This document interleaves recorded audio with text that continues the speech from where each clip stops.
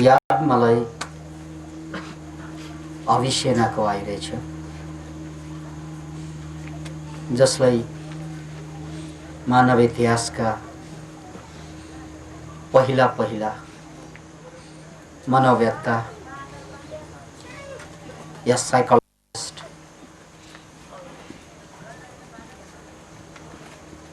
या मनोवैज्ञानिक मानिन्छ। कुरो आजभन्दा 1000 वर्ष अगाडिको। 1000 वर्ष अगाडि उनले मनोविज्ञानको पाठोलाई वैज्ञानिक रूपमा प्रस्तुत गर्दै मानव जातिका पहिला मनोवेत्ताको रूपमा आफूलाई चिनाउन सफल भएका थिए। नाम याद राख्नुस्, अभिसेना। अभिसेना एकजना वैद्य चिकित्सक, तर यो चिकित्साको विज्ञानसँग मनोविज्ञान जोड्ने र मनोविज्ञानसँग चिकित्सा विज्ञानलाई जोड्ने र त्यसरी मान्छेको समस्या निराकरण गर्ने सफल व्यक्तित्वको रूपमा उनले इतिहासमा आफ्नो स्थान बनाएका छन्। बडो रमाइलो कुरा, अभिसेनाको ठीक 1000 वर्ष पछाडि साइको न्यूरोइम्युनोलोजी भन्ने विज्ञान मेडिकल साइन्समा जोडिन आएको छ। साइको न्यूरोइम्युनोलोजी, यसको अर्थ हुन्छ मनमा खेलेका कुनै पनि विचार, कुनै पनि तरंग,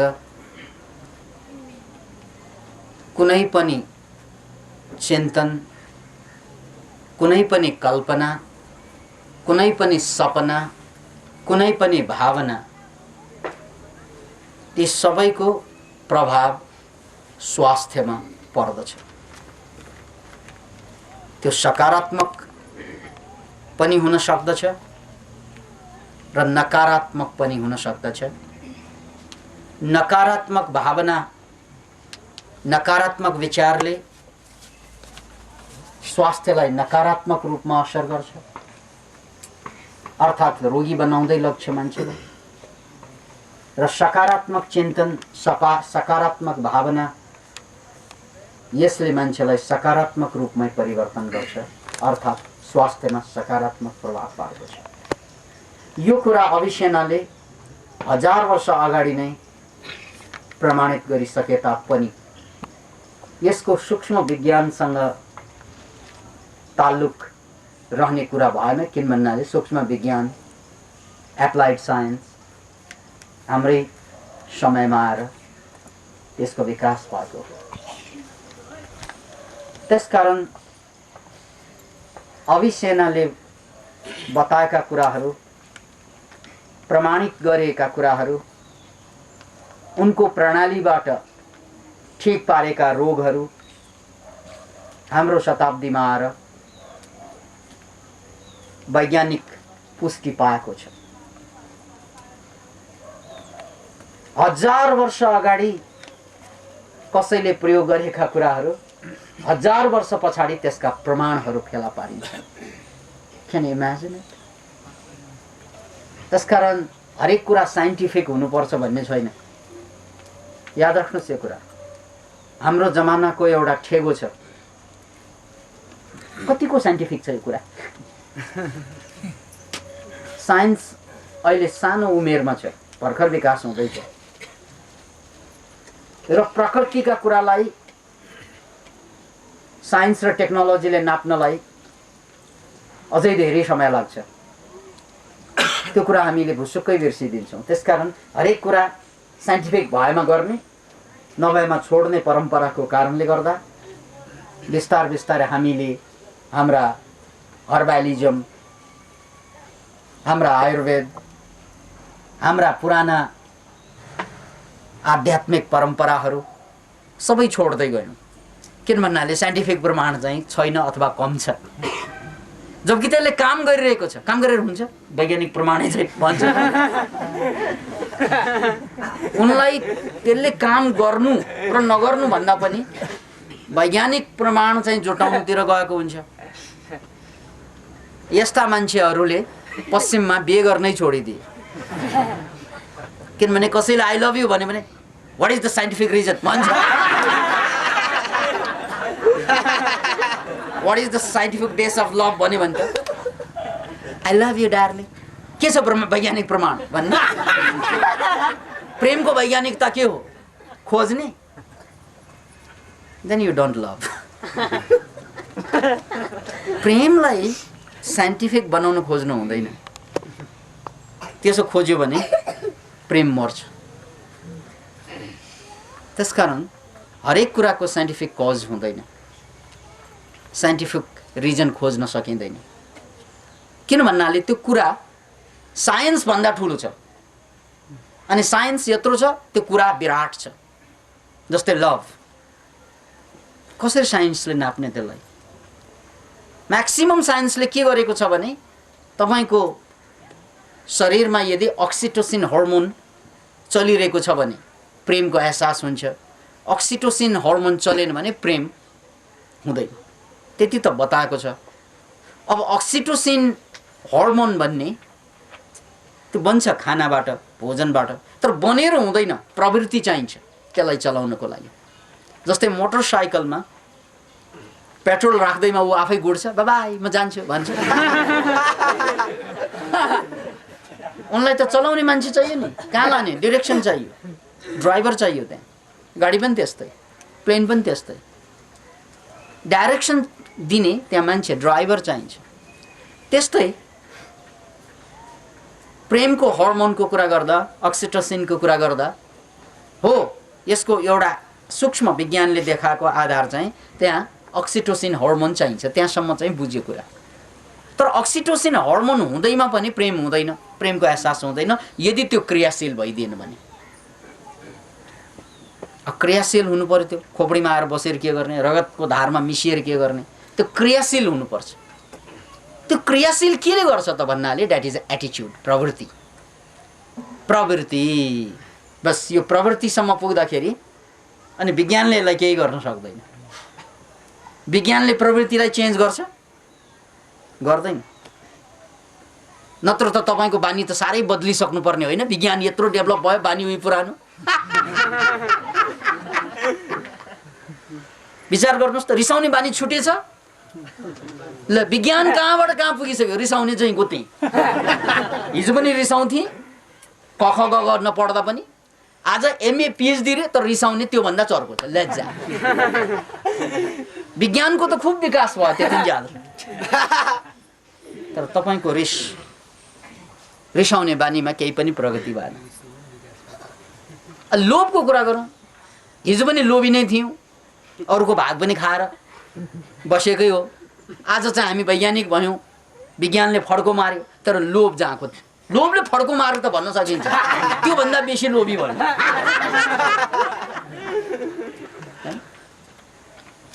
त्यसकारण तपाईको बानी, कुनै पनि बानीमा विज्ञानको प्रगतिले,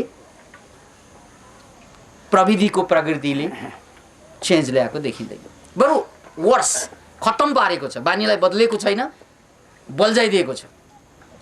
त्यसकारण के साइन्टिफिक रिजन खोज्ने? साइन्टिफिक रिजन्सहरू, कारणहरू हामी जुन खोज्ने बानी छ नि हाम्रो, त्यो पनि बानी नै हो। विज्ञान विकास भयो अनि साइन्टिफिक रिजन भनेर खोज्ने बानी विकासै भएन, जहिले पनि त्यही छ त्यो बानी। अनि त्यो बानीमा हामी यस्तरी फस्यौँ कि त्यसबाट जस्तो सुकै विज्ञानको प्रगति भए पनि त्यो बानीबाट बाहिर आउनै सकियो। त्यसकारण मूल कुरा तपाईको बानीबाट तपाईलाई मुक्त पार्ने हो। त्यही हो मुक्ति भनेको। त्यो मोक्ष, मुक्ति, इनलाइटनमेन्ट, विभिन्न शब्द अध्यात्मका शब्दावलीहरू छन् नि। मुक्ति रे इन्लाइटेनमेन्ट रे, भगवान रे, स्वर्ग रे, के हो यो? केही पनि होइन, बानीबाट मुक्त। किन भन्नाले तपाईको खराब बानीले नर्कमा गाडी दिएको छ तपाईलाई, असल बानीले स्वर्गको एहसास दिलाएको हुन्छ। त्यसकारण you have to be free from your habits. Can you be free from your habits? त्यसकारण त्यो साइन्टिफिक डेभलपमेन्टसँग केही मतलबै छैन, त्यो साइन्टिफिक छ छैनसँग मतलबै छैन। तपाईको समस्या भनेको तपाईको बानी हो। त्यो बानीबाट मुक्त पाउन सक्नु भएन भने रानी भएर के गर्ने? रानी भए पनि खरानी भएर मर्नुपर्छ है। त्यो रानी भन्दा त खरानी राम्रो नि, कम्तीमा भाँडो त माझिन्छ। बानी खत्तम रानी भन्दा खरानी जाति। त्यसकारण याद राख्नुहोस् यो कुरा, मूल कुरो हाम्रो बानीमा ट्रान्सफर्मेसन। मेरो रिसाउने बानी छ, मेरो डराउने बानी छ, मेरो लोभिने बानी छ, मेरो कचकच गर्ने बानी छ है, मेरो ईर्ष्या गर्ने बानी छ, मेरो कन्फ्युजन हुने बानी छ, मेरो अरूको खाउँ गर्ने बानी छ, अरूलाई हिर्काउँ गर्ने बानी छ, मेरो अरूको दोष मात्रै खोज्ने बानी छ। Those are the enemies. त्यही हो शत्रुहरू। Can you be free from those शत्रुज? ती शत्रुबाट हामी के मुक्ति पाउन सक्छौँ? के त्यो शत्रुलाई हामीले जित्न सक्छौँ? हो, मूल आध्यात्मिक कुरा भनेकै यही हो, जित्नु आफैलाई। यो भगवान गणेशजीलाई भेट्नुसँग मतलब छैन, नारायणसँग भेटघाट गर्नु, हात मिलाउने, हेलो गुड मर्निङ नारायण कहाँ भन्नाले क्षीरसागरमा गएर नारायण त पल्टिएर। अनि कैलाशबाट फर्काउँदैछौँ, पार्वतीलाई पनि भेटेँ, महादेवसँग एक सरको गाँजा ताली भन्दैछ।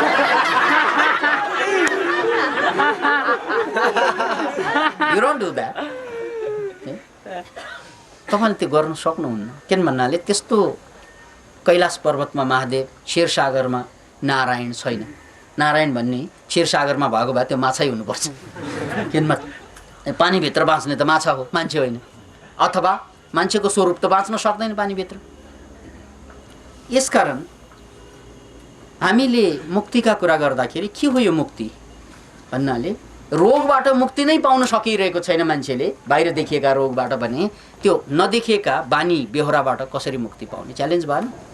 मान्छेलाई अहिले यहाँ चाहिँ यत्रो ठुलो चाहिँ रोग भइरहेछ, बाहिरै निस्किरहेछ, डायबिटिज छ, ब्लड प्रेसर छ है, हाड खिरेको छ, जोर्नी दुखाइ छ, के छ रोग। त्यो बाहिरको रोगबाट मुक्ति पाउने अहिले औषधि फेल खाइरहेछ। मान्छेले बनाएको, मेडिकल साइन्सले बनाएको औषधि फेल खाइरहेको बेलामा मनभित्रको रोग त मुक्ति पाउने त कुरै भएन।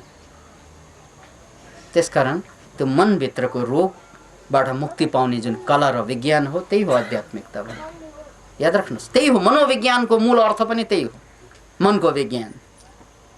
याद राख्नुहोस्, किन भन्नाले मनले तपाईँलाई रोगी तुल्याइदिन्छ, मनले तपाईँलाई स्वस्थ बनाउँछ। कुन मनले स्वस्थ बनाउँछ, कुन मनले रोगी तुल्याउँछ त भन्नाले नियन्त्रित मनले तपाईँलाई स्वस्थ बनाउँछ। नियन्त्रित मनले तपाईँलाई मात्रै स्वस्थ बनाउन सक्छ, अनियन्त्रित मनले तपाईँलाई रोगी बनाइदिन्छ। त्यसकारण जब मन अनियन्त्रित हुन्छ मान्छे रोगी हुन्छ। याद राख्नुहोस् यो कुरा, अनियन्त्रण आफ्नो नियन्त्रणभन्दा बाहिर गयो। म खोज्छु चाहिँ है राम्रै कुरा, राम्रो कुरा मनमा फिटिकै आउने, खालि नचाहिने कुरा मात्रै आउँछ। चाहिने कुरा भन्छ, आउनु खोज्छ, फेरि भाग्छ।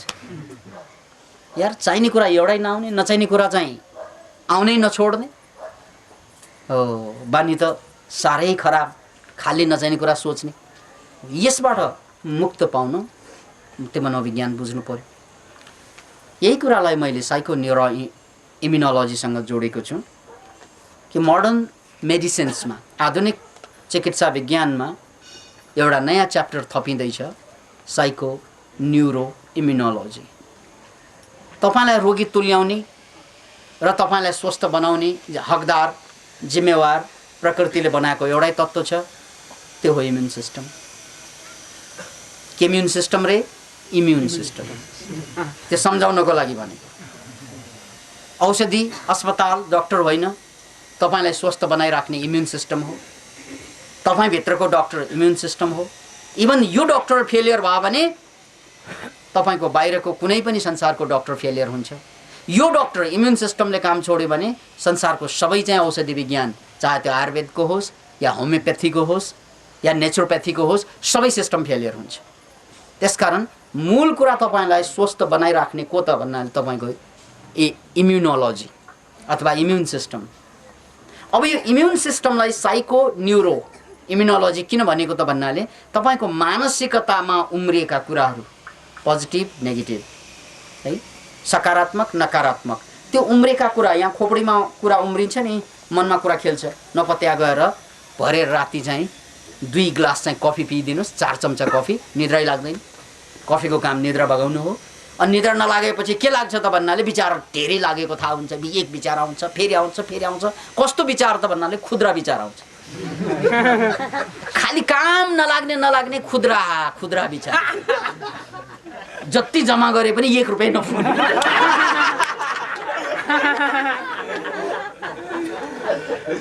यार नाङ्लो पसले छ नि, त्यही हो हामी विचारमा, खाली खुद्रा विचार मात्रै आउँछ। चुरोट 1 खिल्ली बिकेको, सुपारी 1 टुक्रो, दुर्खो 1 टुक्रो, है त्यस्तै भने जस्तै सानो विचार मात्रै। त्यस जम्मै विचार जोड्दा पनि 1 रुपैयाँ पुग्दैन। त्यस्ता खुद्रा विचारले हामीलाई चाहिँ यो ठोक जीवनलाई बर्बाद गरिरहेको हुन्छ है। नपत्या आज ट्राई गरौँ कि 2 ग्लास कफी खाएर सुधौँ है, अनि थाहा हुन्छ तपाईँलाई। किन भन्नाले खोपडीमा चाहिँ एउटै गतिलो विचार पनि आइरहेको हुँदैन, र त्यो गतिलो विचार नआएपछि यो खुद्रा विचारले मान्छेलाई चाहिँ यो ठोक जिन्दगीलाई बर्बाद गर्दो रहेछ। याद राख्नुहोस्, ठोक जिन्दगीलाई बर्बाद गर्दो रहेछ। र त्यही कुरालाई साइको न्युरोइम्युनोलोजीमा प्रष्ट रूपमा व्याख्या गरियो अथवा पत्ता लगाइयो। त्यो के त भन्नाले तपाईँको सारा शरीरभरि एउटा केमिकल हुन्छ न्युरोपेप्टाइड्स भनेर। त्यो न्युरोपेप्टाइड्स केमिकल तपाईँले विचार गर्नासाथ कुनै न कुनै न्युरोपेप्टाइड्स चाहिँ क्रियाशील भइहाल्छ। त न्युरोपेप्टाइड्स भनेको त केमिकल हो। त्यो केमिकल रियाक्सनले के गरिदिन्छ त भन्नाले आहा भन्नासाथ नै त्यो न्युरोपेप्टाइड चाहिँ क्रियाशील हुन्छ। त्यसले तपाईँलाई आहा भन्नुको फिडब्याक दिन्छ, पोजिटिभ फिडब्याक। अनि खत्तम, म त सिद्धिएँ, दुनियाँमा सबै चोरै चोर, म मात्रै केच कम्रो भन्ने विचार आउँछ। अब केही गर्न सक्दैन हाम्रो जिन्दगी। ल यो विचार आउन साथमै त्यहाँ के हुन्छ, केमिकल रिलिज हुन्छ, न्युरोपेप्टाइडलाई प्रभावित गर्छ। अनि त्यसले कहाँ हान्छ त भन्नाले इम्युन सिस्टममा गएर हान्छ। टोटल उसको इफेक्ट इम्युन सिस्टमलाई लमडो पार्ने। याद राख्नु, हरेक पल्ट बाँच्नै मन लागेको छैन अहिले, कहिले काहीँ त आत्महत्या गरौँ कि जस्तो पनि फिल हुन्छ, जस्तो लाग्छ। फेरि डर पनि लाग्छ। त्यो डर नलागेको भए अहिले गर्थेँ, अथवा त्यो गरेको भए डर लाग्दैन थियो है। गरिए छैन, डर मात्रै लागिरहेछ। हो, यो जम्मैको टोटल चाहिँ इम्प्याक्ट कहाँ पर्छ त? इम्युन सिस्टममा। अनि त्यो इम्युन सिस्टम चाहिँ बिस्तारै कमजोर हुँदै जान्छ। किन भन्नाले आत्महत्या गर्ने अथवा चाहिँ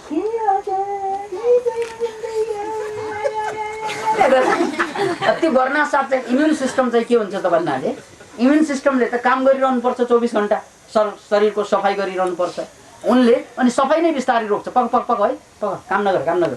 किन भन्ना हाम्रो मालिक मर्ने रे।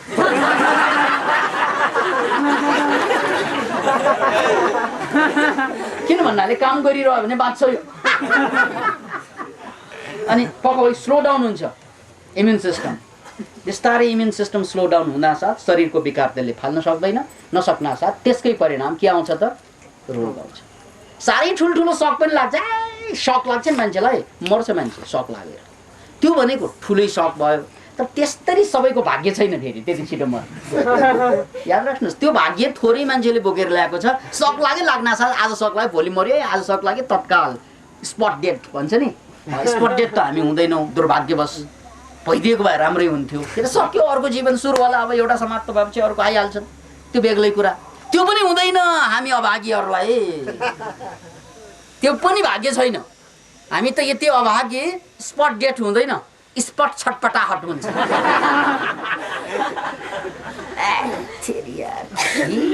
पैसा नै यस्तो यस्तो बाँगेर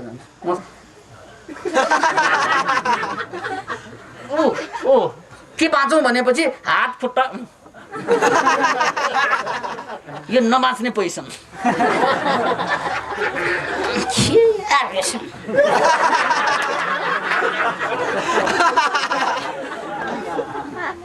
यार हग्ने पोजिसनमा पुग्छ यसलाई मैले नाम दिएँ हगासन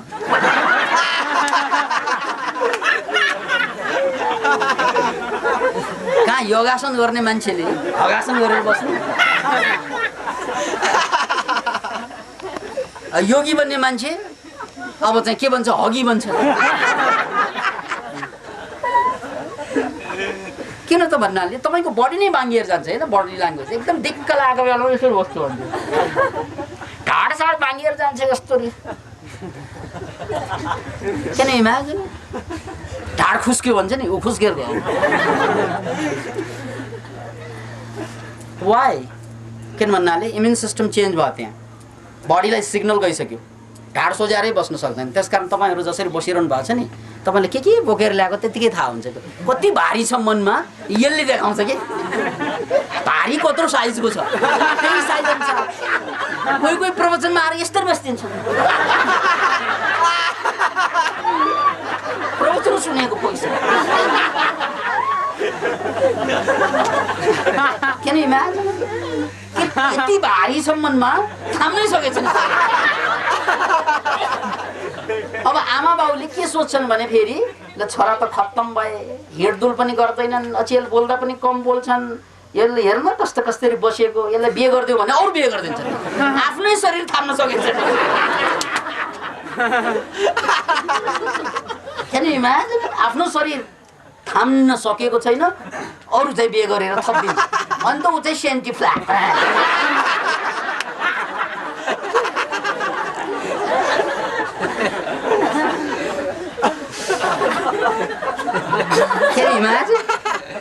छोरा बिग्रियो कि आमा बाउलाई हतार चाहिँ बिहे गरिदिने बिग्रियो कि बिहे गरिदियो भने उसको हालत के होला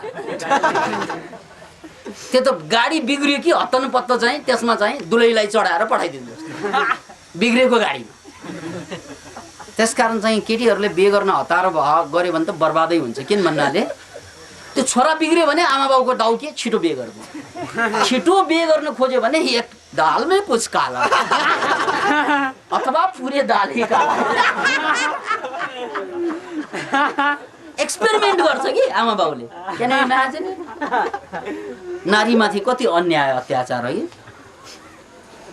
यो खटारा गाडी बिगाडिदिन्छ यसलाई कसले सम्हाल्ने यो खटारा अत यो साइको न्युरो इम्युनोलोजी अनुसार त्यो न्युरोपेप्टाइड्सको कारणले गर्दा तपाईँले जे विचार गर्नुहुन्छ एभ्री विचार हरेक विचार एभ्री थट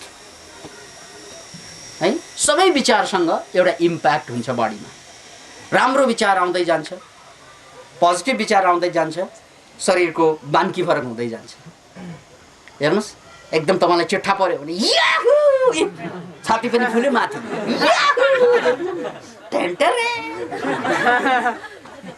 बाबु तपाईँ तिमीलाई बिहे गर्दैन यसपालि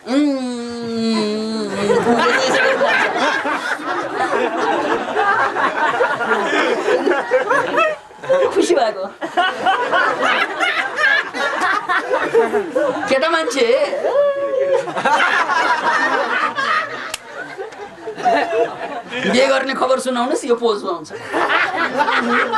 छाती फुलेछौ आकाशतिर हेरेछ यो गणेउला मोला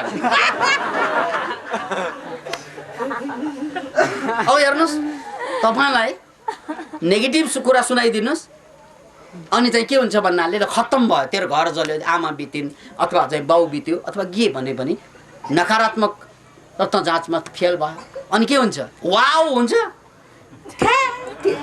ल टाउको हेर्दै यसरी जान्छ ल खत्तम ल हेर्नु त तल गड्याउला भयो रूप फेरि अब यसैलाई फेल भयो भने खत्तम आत्महत्या कहाँ गर्नु पर्ला कसरी गर्नु पर्ला अलि चाहिँ फेरि डर पनि लाग्छ बाँचेर के बाँच्ने आत्महत्या गरौँ भने के गोली हानेर मार्नलाई गोली छैन फेरि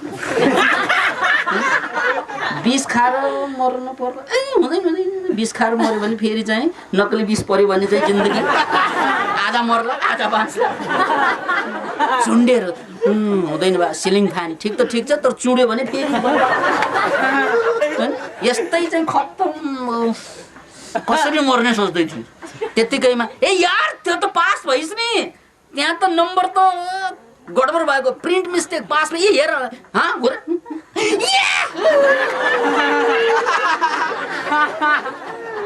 हेर्नुहोस् त एउटा शब्द त खत्तम राम्रो त खत्तम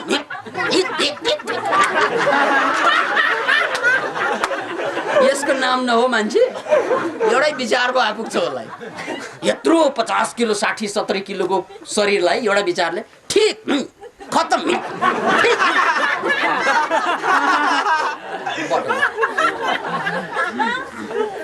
तर जे होस् ठिक हुँदाखेरि हुँ गरेको छ ठिक पोजिसन त्यसकारण त एडभर्टाइज गर्छ नि के गरिदिन्छ नि किन भन्दा ठिक भएको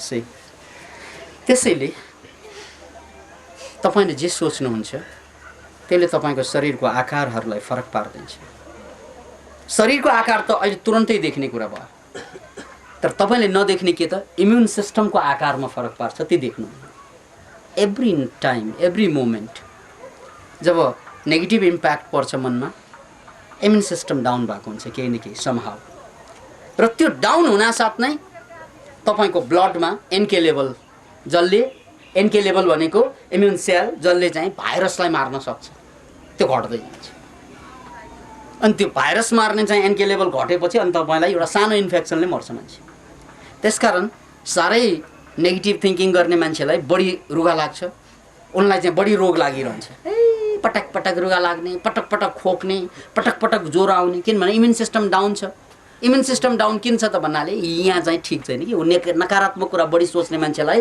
अनि के भन्छ भने मौसमको खराब भन्छ ए डाका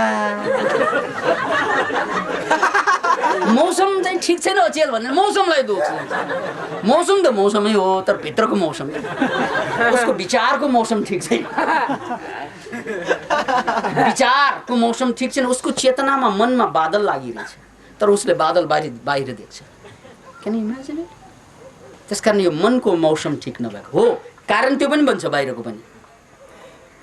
बाहिरको मौसम ठिक नहुँदा अहिले चाहिँ सिजन फेरिँदैछ सबैलाई रुगा खोकी लाग्छ भन्जेले सबैलाई लाग्दैन इम्युन सिस्टम डाउन भएकाहरूलाई लाग्छ अचेल ओहो यो हेपाटाइटिसको प्रकोप छ जन्डिसको प्रकोप छ धेरैलाई लागिरहेछ कि सबैलाई लाग्छ लाग्दैन कसलाई लाग्छ त मौसम फेरिन्छ हो भाइरस ब्याक्टेरियाको उत्पात हुन्छ त्यो उत्पात हुँदाखेरि नाकबाट काका पालैबाट पाल धेरै छ शरीरमा पालैबाट पस्छ तर पसिसकेपछि इम्युन सिस्टम चाहिँ एकदम तगडा भएकाहरूले ठुचुङ ठुचुङ गरेर हिर्काइदिन्छ फालिदिन्छ इम्युन सिस्टम कमजोर भएकाहरूलाई चाहिँ ठुचुङ गर्न पाउँदैन ढाक आफै धले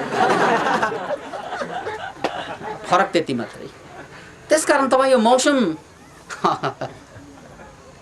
दोष चाहिँ गर्ने आफूले गल्ती आफूले गर्ने दोष चाहिँ मौसमलाई दिन्छ यो मौसमको कुरा होइन विचारको कुरा त्यसकारण तपाईँ नकारात्मक विचारबाट बढी चाहिँ सञ्चालित हुनुहुन्छ भने के हुन्छ त भन्नाले सानो कारणले पनि बिरामी पारिदिन्छ त्यो सानो कारणले बिरामी पार्ने भनेको मौसम हुनसक्छ खानामा चाहिँ के गडबड पऱ्यो पेट चाहिँ गड्याङ गुडिङ गरेले त्यो गडबडी परेर चाहिँ पेट गड्याङ गुडिङ हुने हो भने गाईले चाहिँ हेर्नु त कस्तो फोहोर धड्को पानी पिउँछ उसको पेट कहिले गड्याङ गुडिङ गर्दैन गाईले खा जस्तो खाएर हेर्नुहोस् त थाहा हुन्छ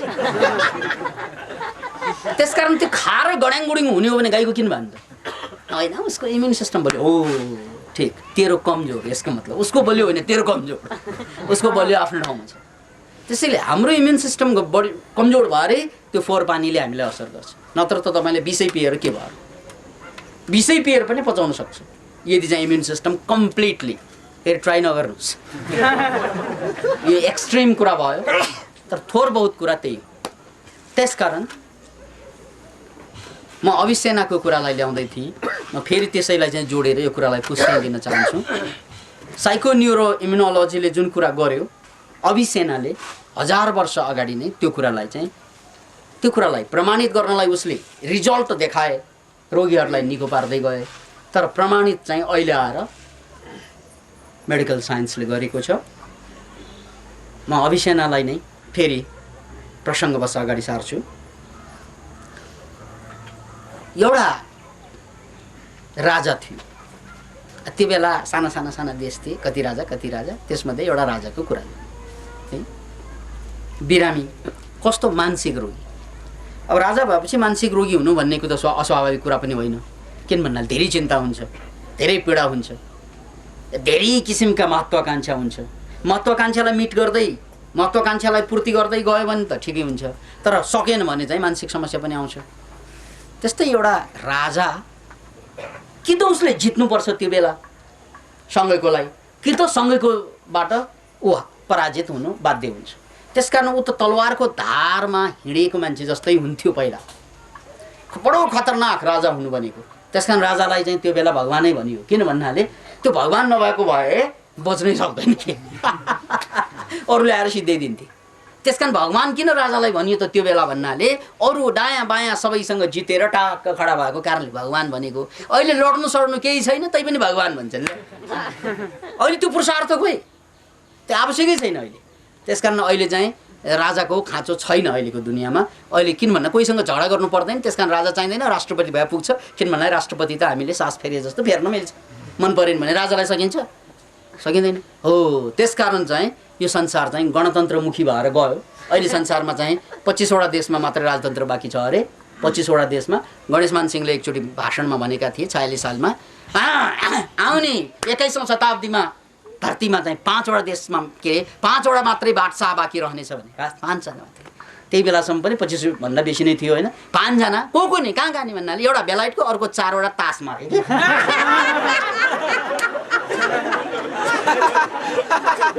21औं शताब्दीको अन्त्यसम्ममा 5जना मात्रै बादशाह यो धरतीमा रहन्छ, 4जना त तासैमा, एउटा चाहिँ बेलायतको चाहिँ गद्दीमा। किन भन्नाले बेलायतको गद्दीमा राजतन्त्र सुरक्षित छ। किन भन्नाले राजाले चाहिँ कुनै पनि चाहिँ जनतालाई दखल दिइरहेको छैन भन्ने कुरा प्रसङ्ग थियो। अब अभिसेनाको कुरा, त्यो बेला चाहिँ राजतन्त्रको कुरा बडो रोचक छ। त्यसकारण राजाहरू भनेको त्यो बेला बहादुर हुनैपर्छ, भएन भने मर्नुपर्छ। अनि मर्नु र बहादुर हुनुको बिचमा पागल हुनु पर्दछ। याद राख्नुहोस् त्यो कुरा कि मरेन र बहादुर पनि भएन भने, बहादुर पनि भएन, मरेन पनि भने के त भन्नाले मनमा बढी चिन्ता हुन्छ अनि चाहिँ खुस्किन्छ। त्यसमध्ये एउटा खुस्किएका राजाको कहानी। अनि राजा कसरी खुस्किए त भन्नाले खुस्कनु पनि साइकोलोजिकल रोग, सयौं किसिमका अहिले वैज्ञानिकहरूले, मनोवेत्ताहरूले साइकोलोजिकल रोगका विभिन्न नाम दिए। म्यानिया है, त्यसलाई सामान्य भाषामा म्यानिया भनिन्छ। अब म्यानिया धेरै किसिमका हुन्छन्। त्यसमध्ये उसलाई एउटा कस्तो म्यानिया लाग्यो भन्नाले म गाई हुँ भन्ने फिलिङ हुने राजालाई। किन इमेजिन, किन भन्नाले सबैले मलाई थर्काउँछ, म त गाई प्राणी, साँडेदेखिकै डर लाग्ने। तपाईँ हाँस्नु भयो, तर त्यो पनि साइकोलोजिकल रोग छ। म गाई हुँ भन्ने, कुनै कसैलाई म किरा हुँ भन्ने भ्रम हुन्छ। त्यो भ्रमबाट निस्कनै सक्दैन। म किरा हो नि, व्यवहार पनि किरा जस्तै गर्छ उसले। उसले जुका जस्तो लाग्यो भने जुकाले जस्तै व्यवहार गर्छ है। किरा पनि साङ्लो जस्तो छ भने साङ्लो जस्तो व्यवहार गर्छ। सबै कुरा क्यान यु इमेजिन इट, व्यवहारै त्यस्तो गर्छ। त्यसकारण ऊ म गाई हुँ भन्ने लागेको थियो कि। गाई हुँ भन्ने लागेको कारणले गर्दा त्यो राजाले के गर्थ्यो त भन्नाले खानै खान छोडिदिए। किन भन्नाले अब दरबारमा त 84 व्यञ्जन, खान्न के खाने त बुवा, घाँस ल्या घाँस, यो पनि मेरो खाना हो, तिमीहरूले मलाई हेप्ने, के खाने घाँ तिमीहरूले मलाई, कसले भन्छ त्यो पागलले, साँच्चैको कुरा, म कसलाई के खाएन तिमीहरूले। हामी पनि त्यही भन्छौँ नि झगडा गर्दा, के सोचेको मलाई खुस्किएपछि भन्ने डायलग, पहिलो डायलग यही हो। तैँले मलाई हेप्ने, के ठान्छस् मलाई, यसको मतलब सिद्धि।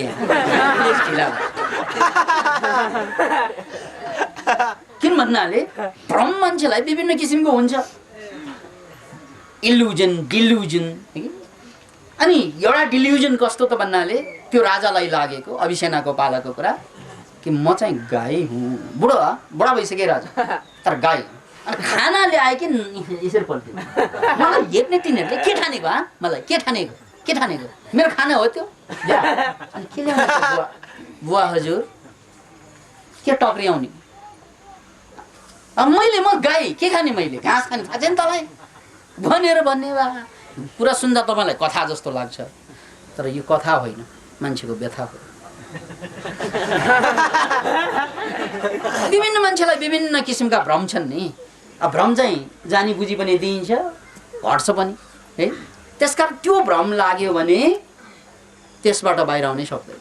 त्यो मानसिक रोग भनेको त्यही हो। अनि बुढाको हालत हड्डी पसली, हड्डी किन भन्नाले उसलाई मान्छेको खाना खाँदै नखाने, ऊ मान्छे लाग्दैन उसलाई। मान्छे नलागेपछि खाना त खानु भएन, के ठान्छ साथ तिमीहरूले? मलाई खाना ल्याए कि गाली गरेर पठाइदिने। राजा फेरि राजा, त्यसकारण चाहिँ राजाको कुरा मान्नु पनि पर्यो। छोराले चाहिँ नायबी भएर चाहिँ शासन त चलाइरहेको छ, शासनमा त गडबडी छैन, तर बुवालाई चाहिँ गडबडी छ। अनि अभिसेनालाई बोलाउँछ, ऊ त ठुलो साइकोलोजिस्ट, पहिलो मनोवेत्ता। अब यसलाई के औषधि खुवाउनु? कुनै पनि वैद्य त्यो देशको सबै फेलियर भयो। किन भन्नाले वैद्यले त औषधि खुवाउने, अनि उनले चाहिँ गाली गरेर पठाउने, मलाई औषधि खुवाउने, घाँस ल्याएन भन्छ कि। किन गाईले त औषधि खाँदैन, हेर्नुहोस् है, गाईले औषधि खाँदैन, त्यसकारण उसले पनि औषधि खाएनन्, उसले पनि खाएन, अनि घाँस माग्दै बसे। अब रह्यो कुरा छोराको बेहाल। त्यसपछि अन्तमा अभिसेनालाई दरबार बोलाइयो, अभिसेनालाई चाहिँ जिम्मा दिइयो, लु अभिसेना तेरै हातमा, मेरो बुवा तेरो हातमा, मेरे बाप तेरे नाम है भनेर दिएछन्। अब उनको काम पनि ऊ साइकोलोजिस्ट मान्छे पनि भएको कारणले गर्दा उनले कुरा चाहिँ बुझिहाले। ठिक छ महाराज, म ट्राई गर्छु, याद राख्नुहोस्, ठिक छ महाराज म ट्राई गर्छु। अब राजाहरूको त्यो जिम्मा लिनै हुँदैन। पहिला जमानामा तपाईँहरूले नेपालको इतिहास पढ्नु भएको भए थाहा हुन्थ्यो कि रणबहादुर शाह, सम्भवतः रणबहादुर या सुरेन्द्र या राजेन्द्र, त्यो तिनै चाहिँ पागलहरूको श्रृङ्खला छ नि शाहवंशमा। रणबहादुर त पक्कै सबैलाई थाहा छ, राजेन्द्र र सुरेन्द्रसम्म पनि त्यो केही न केही चाहिँ पागलपन चाहिँ इतिहासमा हामी पढ्न पाइन्छ। त्यसमध्ये एकजनाको छोरोलाई के जातको रोग लाग्यो, एउटा चाहिँ वैद्यलाई बोलाइयो काठमाडौँको। त्यो वैद्यले उपचार गर्दै चाहिँ छोरो मर्यो है। के गर्यो थाहा छ तपाईँलाई? त्यो वैद्यलाई जिउँदै छाला काटिदिएको, वैद्यको छोरो मार्यो भनेर। इतिहासको कुरा, किन इमेजिन इट। अनि उनका सन्तानको सबै चाहिँ सम्पत्ति हरण गरिदिएको, सर्वस्व हरण, सन्तान सुत्दाको। किन भन्नाले यसले मेरो छोरा मारिदियो भनेर। राजाको सन्की त्यस्तै हुन्छ। नेपालमा रणबहादुर शाहदेखि लिएर राजेन्द्र सुरेन्द्रसम्म चाहिँ त्यो तीनजनामा धेरै हदसम्म पागलपनका कुराहरू इतिहासमा यत्रतत्र पाइन्छन्। र त्यस्तै राजा सन्क्यो भने त सक्यो त्यो बेला। त्यसकारण बडो शालीन भएर, त्यो ज्यानको जोखिम हो राजाको जिम्मा लिनु भनेको। निको पार्न सकेन भने त ज्यान जान्छ त्यहाँ। तर उनमा आँट के थियो त भन्नाले अभिसेनामा म गर्छु, यो आँट थियो र त उनले गरे पनि। अनि उनले के गरे हेर्नुहोस्, बुवा हजुरलाई, बुवा हजुर होइन गाई हजुर भएर बसेका छन्। अब गाईलाई डिल गर्नुपर्ने,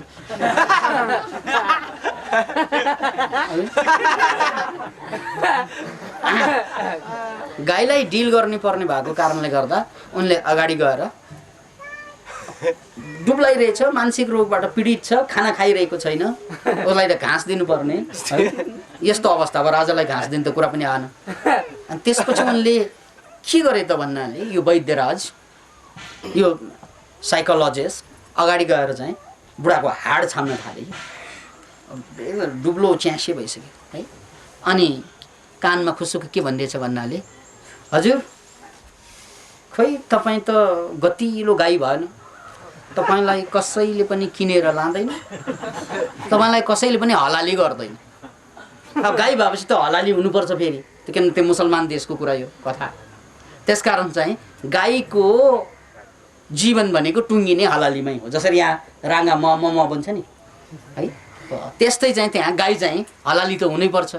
त्यस कारण उनलाई आफू गाई हुने भ्रम भएको कारणले गर्दा खोइ मेरो घाँस ल्या भन्ने कि मलाई छिट्टै हलालीमा लग भन्ने। हलाली भनेको काटेर उल्टो झन्ड्याएर मारिने। जहिले पनि डाइलेक्ट त्यही, मेरो घाँस खोइ मलाई हलालीमा कहिले लग्ने। लो पागलपन भनेको त्यस्तो। किन इमेजिन। अनि त्यसपछि छोरो साह्रै पीडित भएर अन्तमा बोलाएको अभिसेनालाई त्यो अन्तिम आशा थियो। अभिसेनाले जसरी एप्रोच जुन तरिकाबाट पेश भयो त्यो अद्भुत छ। हामी जम्मैको लागि शिक्षा पनि हो कि उनले चाहिँ सबै कुरालाई चाहिँ बुझिसकेपछि बाउ चाहिँलाई हड्डी छामेर के भन्छन् भन्नाले हजुरलाई त हलालीमा लग्ने कुरै छैन। किन त भन्नाले यस्तो डुब्लो गाईलाई यस्तो डुब्लो गाईलाई कसले हलाली गर्छ, कसले खान्छ यस्तो मासु भन्छन्। भनेपछि चाहिँ बल्ल बुझ्छ उसले कुरा। किन भन्दा उसलाई आफूलाई गाई ठानेको। अनि बल्ल तिमी बुद्धि भएको मान्छे, तिमी पहिलोचोटि किन मलाई राम्ररी चिन्छस् त। अरूले जम्मैले म गाई होइन भन्छन्। मलाई चिन्ने यहाँ कोही छैन। हामीलाई पनि त्यही लाग्छ। मेरो घरमा मलाई कसैले बुझ्दैन भनेपछि दङ्ग पर्छ। हो त नि, बाउले बुझेन, दाइले बुझेन, भाइले बुझेन, अनि आफूले पनि कसैलाई नबुझेको फुसुको बिर्छ। अनि बाउ पनि एक कुनामा, आमा अर्को कुनामा, छोरो छोरी अर्को कुनामा, सबैले सोचेर बस्या मलाई यो घरमा कसैले बुझ्दैन भने। घरको बेहाल त त्यही हो। यहाँ सबैको लडाइँ त्यही हो घरमा। अनि बाउ चाहिँ एकदम ट्वा परेर बस्छ।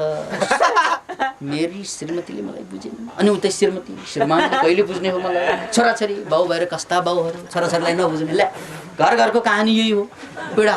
अनि सबैको मनमा छ काश बाउ सुध्रिदिए, काश छोराछोरी सुध्रिदिए। यो बाउको डायलग। काश मेरा श्रीमान ठिक भइदिए, यो श्रीमतीको डायलग है। सबैलाई के लाग्छ त भन्नु, आफू ठिक छ, यो बिग्रेछ, यो अलिअलि फुस्केछ, यो त पुरै फुस्केछ। घरमा त एकदमै त्यो छ फेरि एकदमै। अरू त सबै ठिक छ, मेरो बाउ एउटा ठिक छैन। बाउलाई फेरि अरू त सबै ठिक छ, छोरा एउटा ठिक छ, अरू त सबै ठिक छ, श्रीमती एउटै ठिक छैन, श्रीमान ठिक छैन। यस्तो यस्तो चाहिँ पीडा सबैमा छ। यही हो मानसिक रोगको झल्को दिएको मैले। किन भन्नाले हामीलाई त पनि त भ्रम छ नि, म लोग्ने भन्नेले, म लोग्ने। कसले भनेको तपाईँलाई लोग्ने? झन्डै बोकाको आवाज।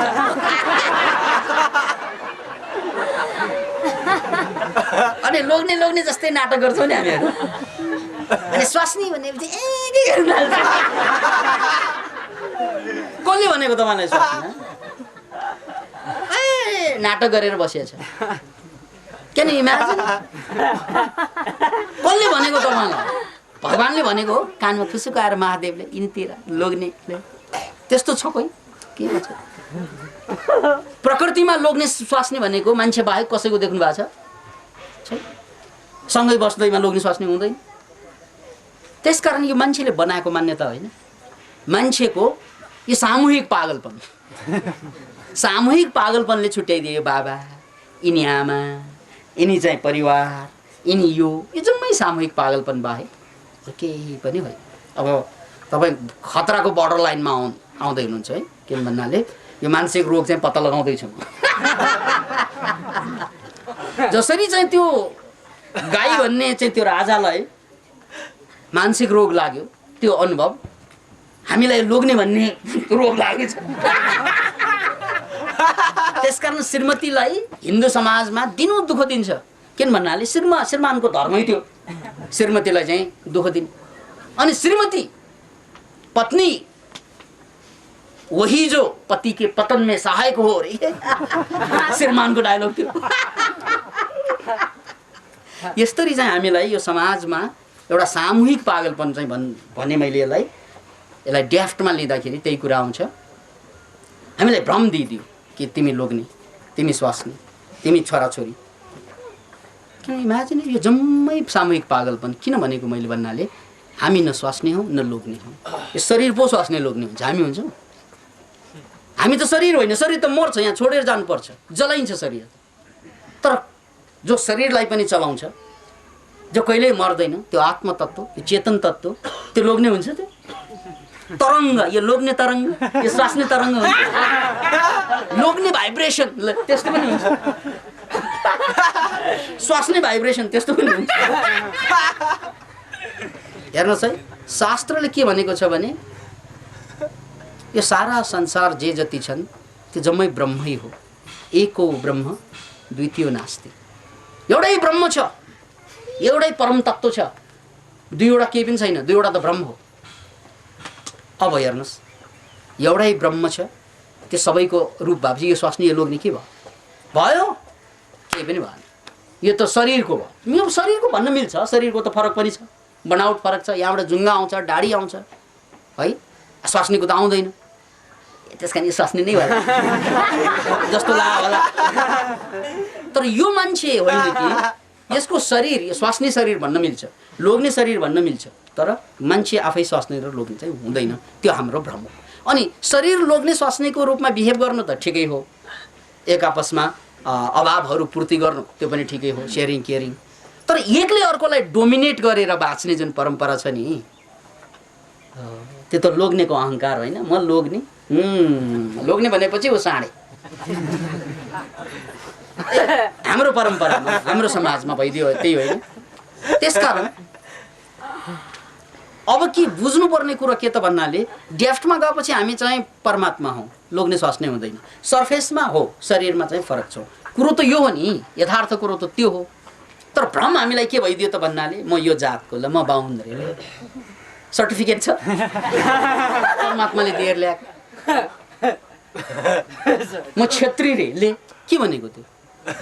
म हिन्दू रे, म बौद्ध रे, म जैन रे, म सिख रे, ले अनि मान्छे खोइ त? होइन यार, म कन्फ्युजन भयो। तँ बाहुन हो कि मान्छे हो मलाई भन। खुब आफूलाई बाहुन ठान्छस्, तँ मान्छे हो कि बाहुन हो मलाई भन। म आइएम कन्फ्युज। किन भन्नाले मान्छे हो भने बाहुन हुन सक्दैन, बाहुन हो भने मान्छे हुन सक्दैन। Can you imagine it? तँ हिन्दू हो कि मान्छे हो भन मलाई। हिन्दू हो भने मान्छे हुँदैन, मान्छे हो भने हिन्दू हुँदैन। त बौद्ध हो कि मान्छे हो भन मलाई। बौद्ध हो भने मान्छे होइन, मान्छे हो भने बौद्ध होइन। त क्रिस्चियन हो कि मान्छे हो? क्रिस्चियन हो भने मान्छे होइन। Declare they are Christians, no human beings. Christian किन भन्नाले यो त छाप हो नि, त्यो छापलाई आफ्नो मान्नु भएन। मैले रातो लुगा लाउनु हुँदैमा म राते हुन्छु, अनि भोलि लुगा फ्याट्ट फेल्छु म हरिए हुन्छु। यो त मैले लगाएको लुगा न हो, जातका लुगा, धर्मका लुगा, राष्ट्रका लुगा, यो सबै लुगाहरू। लुगा फुकालेर हेर्दाखेरि त सबै एउटै हुन्छ। नपत्या फुकालेर हेर्नु पनि भन्नु भएन यहाँ यार। लुगामा पो रङ्ग बिरङ्ग, लुगाभित्र त रङ्ग चाहिँ मिल्छ नि हाम्रो। हेर्नुहोस् है, सबैको लुगा एकजनाको पनि मिल्दैन, सबैको फरक फरक छ। ल लुगा फुकालेर हेर्नुहोस्, हामी समान हुन्छ। We are more near to nature. अब लुगाभित्र के छ त? छाला छ। छालाभित्र के छ त? मासु छ, रगत छ। अब हेर्नुहोस् त, वी आर मोर सिमिलर। रगतमा त झन् छुट्याउनै सक्दैन। अब रगतमा छुट्याउनलाई सूक्ष्म दर्शक यन्त्रले हेरेर ब्लड ग्रुप छुट्याउन सकिन्छ। ब्लड ग्रुप भनेको पनि के त भन्नाले भाइब्रेसन न हो, न्युट्रोन, प्रोटोन, इलेक्ट्रोन। त्यहाँ गएपछि त सबै एउटै हुन्छ। त्यहाँ छुटिन्छ यो बाहुनको चाहिँ भाइब्रेसन, यो बाहुनको चाहिँ भाइब्रेसन, यो चाहिँ नेवारको भाइब्रेसन, यो गुरुङको, यो मगरको हुन्छ। That's impossible. त्यस्तो हुँदैन, त्यो सबैको समान हुन्छ। डेफ्टमा वी आर वान। हामी सबै चाहिँ भाइब्रेसनल लेभलमा हुन्छौँ डेफ्टमा, गहिराइमा। तर हामीलाई छुट्याइदिए के त भन्नाले, त हिन्दू, बौद्ध, जैन, सिख, केटा केटी हो। सर्फेसमा हुनसक्छ त्यो कुरा, कतिपय कुरा मान्यताको रूपमा पनि ल्याइयो। पुरुष आजाद भएर हिँड्छ, पुरुष अब आइमै चुला चौका सम्हालेर बस्छ। अहिले पनि यही जेनेरेसनमा पनि के कसले भनेको तपाईँलाई त्यो चुला चौकाको लागि तपाईँ जन्मनु भएको हो? पुरुषलाई साँडे जस्तै फेरि छोड्दिने, घर हेर्नु पर्छ भन्छ आइमाईले। ले अनि त्यो केटाले हेर्नु पर्दैन उसको घर होइन क्या हो होइन उ त चाहिँ त्यो 4 दो बाटोमा बस्ने साडी हो भन्ने नि अहिले पनि यो भ्रम छ छोरीलाई दिएरै पठाउनु पर्ने आमा बाउको ओहो छोरीलाई बिहे नगरी भएन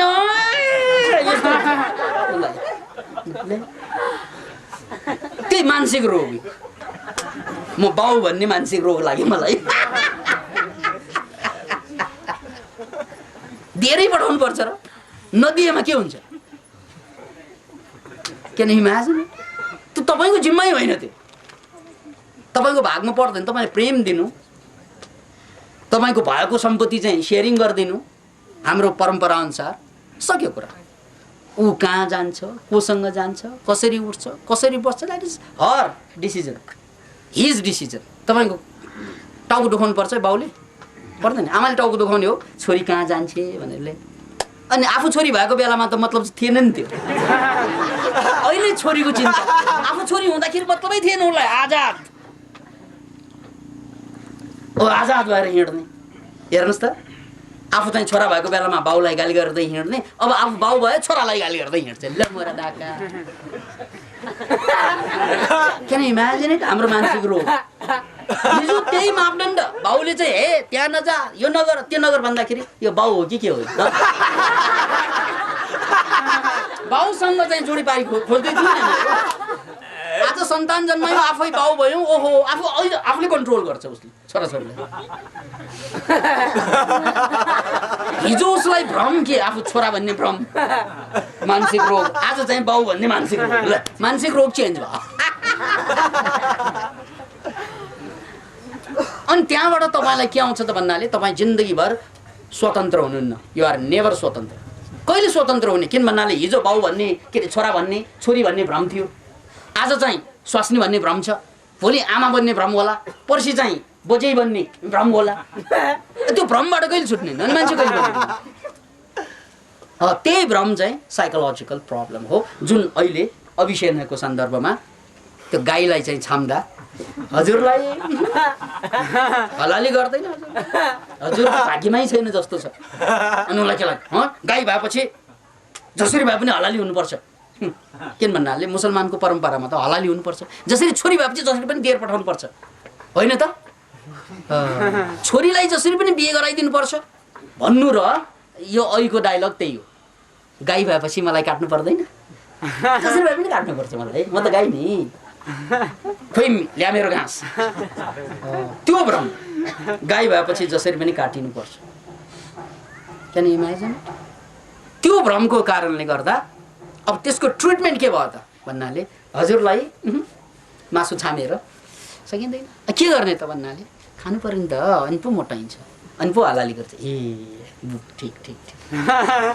त्यहाँदेखि के खैला मेरो घाँस भन्छ होइन अचेल हजुर राज्यमा घाँस जम्मै चाहिँ अभाव छ है हजुर त मोटाउनै पर्छ मोटाइसिनु नै पर्छ त्यसकारण राज्यमा घाँसको अभाव भएकोले घाँस उम्रिँदैछ त्यो ठुलो भएपछि पुर्याइदिन्छु हजुर कहाँ अहिलेलाई घाँसभन्दा अगाडि चाहिँ मासै खाने कि मास भनेको मासु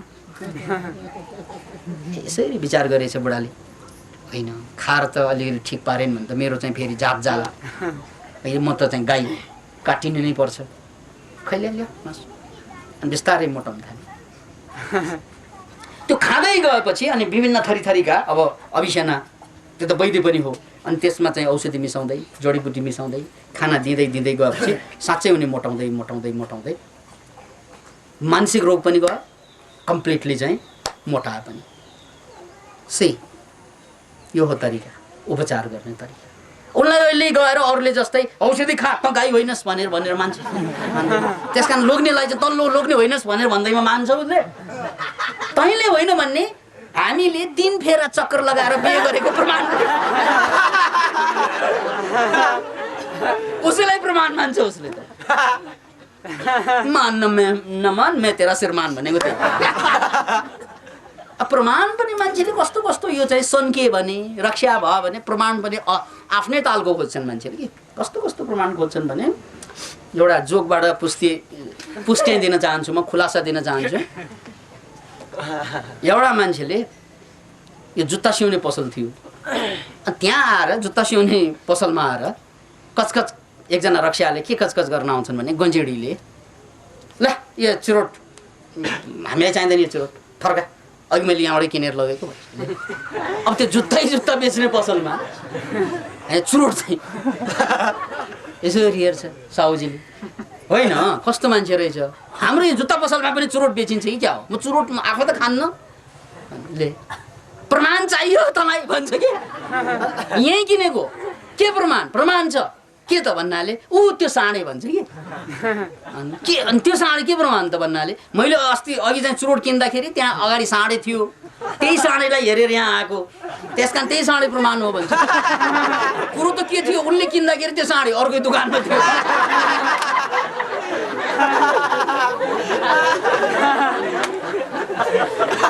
साँडे त त्यहाँबाट उठेर त्यहाँ जुत्ता पसल अगाडि, उसलाई भ्रम के त भन्नाले मैले यहीँ किनेको किन साँडे प्रमाण। यार मान्छेले प्रमाण पनि बडो गजब त्यसैले हामी जम्मैलाई जुन भ्रम परेको छ त्यो भ्रमबाट फाइदा लिन सक्नुपर्छ। त्यही हो मनोक्रान्ति भनेको। मनोक्रान्तिको एउटा दर्शन के त सदुपयोगितावाद। तपाईँ भ्रममा बाँच्नु भयो भनेर दुखी हुनु पर्दैन, त्यसको पनि फाइदा हुन्छ। त्यसकारण हामीले एउटा नारा दिएका छौँ, हुनेछौँ, दिनेछौँ। त्यो के त भन्नाले डोन्ट सेल योर प्रब्लम, है प्रब्लमलाई चाहिँ सेल नगर कि sorry don't solve your problem, sell your problem. प्रब्लमलाई सल्भ नगर, बेच्न सिक। सल्भ गऱ्यो भने चाहिँ सकिगयो, प्रब्लमै छैन भने त अनि कसरी बाँच्ने थियो। यो प्रब्लम भए त सल्भ गर्नलाई बाँचिन्छ नि। त्यसकारण चाहिँ प्रब्लमलाई सल्भ गर्ने होइन, त्यसलाई बेच्न सिक। किन भन्नाले प्रब्लम इज अ सम्पत्ति, हरेक प्रब्लम सम्पत्ति हो, त्यस कारण सेल गर्न सिक। एउटा कुरा याद राख्नुहोस्, अहिलेसम्म हामी जम्मैमा प्रब्लम छ र त्यो प्रब्लमलाई हामीले चाहिँ सल्भ गर्नतिर लागिरहेका छौँ। अब सल्भ गर्दाखेरि त्यो प्रब्लम जान्छ, अर्को आउँछ, के फरक हुन्छ। तपाईँलाई अहिले कुकुरले टोकिरहेको थियो, त्यो कुकुरबाट बच्नु भयो, अब कुकुरले एल्सेसनले टोक्ला। हिजो लाछी खिचाले टोकिरहेको थियो, अब एल्सेसन खिचाले टोक्ला। फरक के होला, टोक्ने त छोड्दैन। एउटा प्रब्लम त गयो, जाँचमा त पास भयो, अब अर्को चिजले टोक्छ तपाईँलाई। अब एउटा जान्छ, अर्को आउँछ। त्यसकारण प्रब्लमलाई चाहिँ सल्भ गर्नेतिर गयो भने जिन्दगीभर प्रब्लमले छोड्दैन। हो, प्रब्लम सल्भ भने कि त एउटा प्रब्लमलाई छोडेर अर्को प्रब्लममा आउनु। त्यसैले अभिसेनाले प्रब्लमलाई पहिलोचोटि सायद सल्भ गर्ने होइन, यसलाई सेल गर्ने भन्ने कुरा जाने एउटा अनौठो प्रसङ्ग छ। यसलाई अन्यथा नलिनुहोस्, प्रसङ्गवश राजकुमारी के अरे राजमाताको बर्थडे, राजमाताको अब बर्थडेमा सबैले फुलको उपहार दिँदै थियो, फुलको उपहार के उपहार दिँदै थियो। त्यत्तिकैमा चाहिँ एउटा फुल खसेछ, गुलाब। राजमाताले चाहिँ टिप्छु भनेर त्यही राजदरबारमा यसरी निहुरिएको प्यारालाइसिस भन्छ। प्यारालाइसिस त कहिले कहाँ हान्छ भन्ने थाहा हुँदैन, प्यारालाइसिस भन्छ। त्यहाँ चाहिँ ककडक्क बसेछ। लो दरबारमा त हलचल। किन त भन्नाले राजमाताको बर्थडेमा उनकै चाहिँ प्यारालाइसिस भयो भने त यत्रो तामझाम, यत्रो है आयोजन व्यवस्था सबै खत्तम। ल बर्बाद भयो। त्यहाँ त हलचल मच्न थाल्यो। त्यत्तिकैमा राजाले भनेर अभिसेना खोज। अभिसेनालाई खोजेर ल्याइ टक्क अभिसेना अगाडि आयो। ल अभिसेना जे भए पनि गर्नु पर्यो, के गर्ने, उसको अगाडि केही पनि छैन है। त्यहाँ समस्या छ, समस्याको चाहिँ समाधान होइन, सदुपयोग गर्नुपर्ने। अभिसेनाले के गरे, हत्तनुपत्त राजमाताको चाहिँ कट्टु समातेर फुकाल्न लाग्यो। त्यो भरि सभामा क्यान यु इमेजिन इट, कट्टु, त्यो पनि राजमाताको, हाम्रा बडा महारानीको। क्यान यु इमेजिन, इज्जतको सवाल हुन्छ नि त्यहाँ त। ओहो, प्यारालाइसिस भइरहेको मान्छे, आँखा त देखिरहेको छ, कट्टु यहाँ पुगिसक्यो, अनि त्यो कट्टु चाहिँ फुकाल्न त दिनु भएन। त्यसकारण राजमाताले मेरो कट्टु भनेर तान्दा त उठिरहेको हो।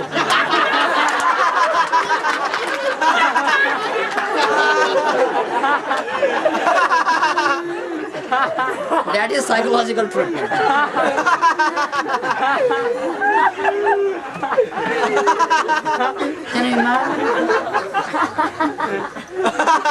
नकारात्मकताको उपयोगिता भयो प्रब्लमलाई सल्भ गरेन उनले प्रब्लमलाई सेल गरे सदुपयोग के त भन्नाले त्यो मौका फेरि आउँछ आउँदैन के थाहा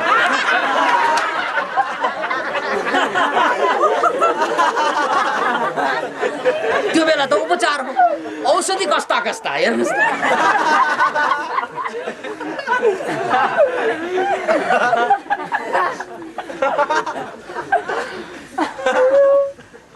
अब अभिसेनाको अन्तिम कथा किन भन्नाले म त्यो मनोव्यथा अभिसेनाको सेरोफेरोमा रोगलाई जोडेर भन्दैछु अभिसेना राजकीय वैद्यको रूपमा प्रतिस्थापित भइसकेपछि एक दिन राजाले आफ्नो सम्पूर्ण ब्यान्डलाई नै लिएर राजाहरू यात्रा गर्दाखेरि जान्छ नि हाम्रो जमानामा त प्लेनै लिएर सारा मन्त्रीमण्डल चाहिँ है सबैलाई लिएर जान्छन् नि जसले पनि त्यही गर्छन् जङ्गबहादुर चाहिँ बेलायत यात्रा गर्दाखेरि पनि सम्भवतः 1903 तिर होला उनले बेलायतको चाहिँ यात्रा गर्दाखेरि जङ्गबहादुरले पनि त्यस्तै गरेका थिए कि सारा कलाकारहरू नेपालको को उनलाई चाहिने सबै मान्छे कि हुँदा कर्नेल कड्डाफी भन्ने एकजना राष्ट्रपति थाहा होला कि तपाईँहरूलाई उनले यात्रा गर्दा त अरू मान्छे त मान्छे उँट सुत्दा चाहिँ प्लेनमा लादेर उँटै पनि किन भन्नाले उसलाई चाहिँ उँटको दुध जो पिउनु पर्थ्यो बजारमा पाइँदैन थियो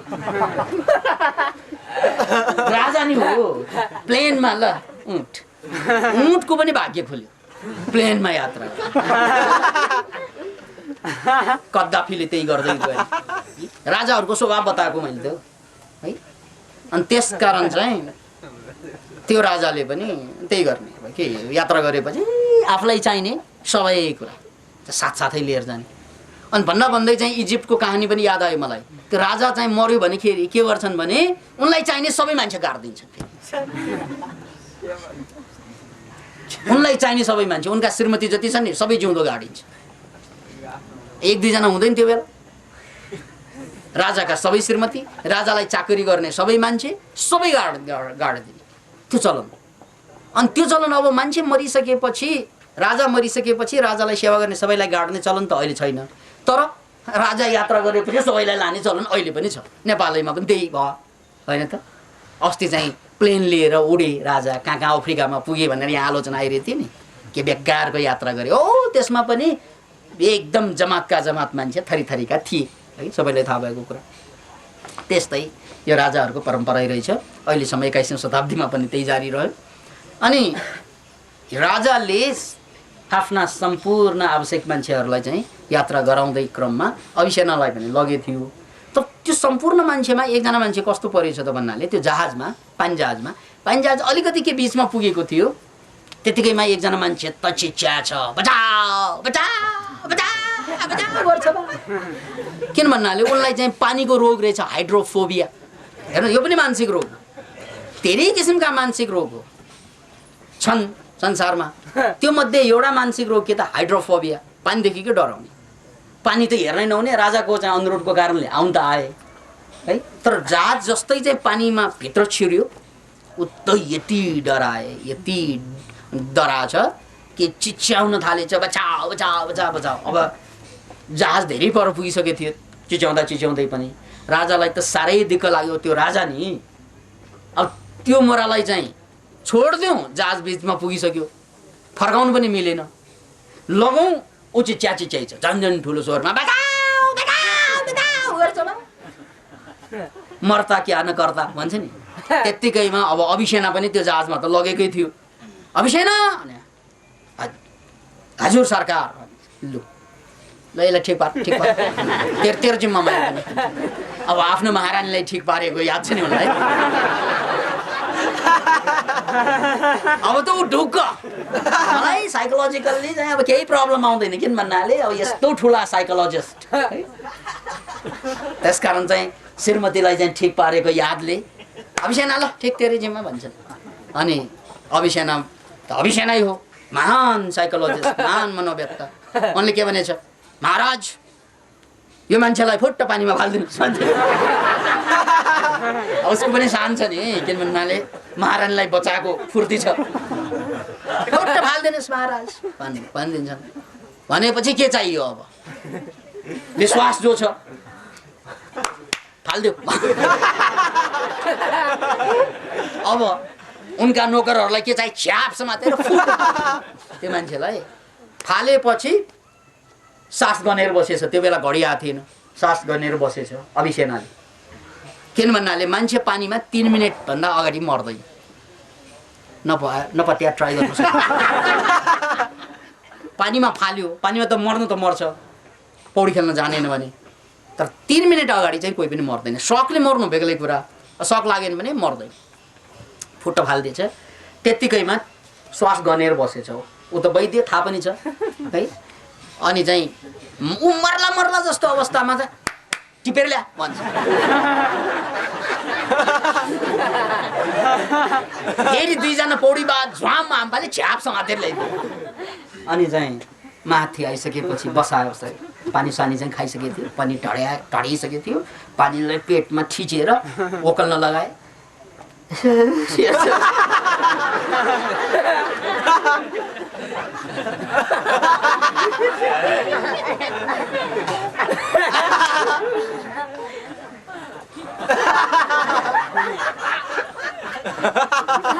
अब भने शान्त चुप। किन चुप त भन्नाले खतरा त त्यहाँ पानीमा पो रहेछ, यहाँ त ठिक बोल्न बुझ्यो उसले। अघि त्यहीँ बसेर अघि बचाउ गर्दै थियो नि, बचाउनु पर्ने ठाउँ त यो रहेनछ, त्यो पो रहेछ। उसको हाइड्रोफोबिया गयो।